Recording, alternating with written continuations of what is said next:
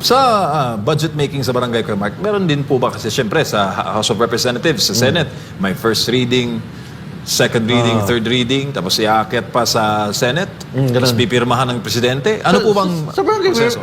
Sa barangay, mayroon ganun din. Una, ang barangay captain mag-propose ng budget. So si kapitan ang mauna. Siya muna ang mag-propose ng budget, tapos isubmit niya sa sangguniang barangay. Which he is also the presiding officer. Isubmit niya sa barangay, sangguniang barangay for the approval ng kanyang proposed budget. So pag na-approve na sa barangay, sangguniang barangay, i-review pa yan sa sangguniang bayan. Sa sangguniang bayan, meaning, o sangguniang panglungsod, meaning sa city council or sa municipal council. Pag approve na yan, doon matatawag na budget ng barangay. So ibig sabihin, hindi automatic na approve nila, okay na yan. Kailangan i-review yan sa mga konsihal. Konsihal ng bayan or sa syudad. So hindi lang sa budget sa barangay, hindi lang yung barangay ang mag-uusap-usap. Yes. Iaakit na yan sa municipal level or city level. Yes, subject to review ng sangguniang bayan or sangguniang panglungsod.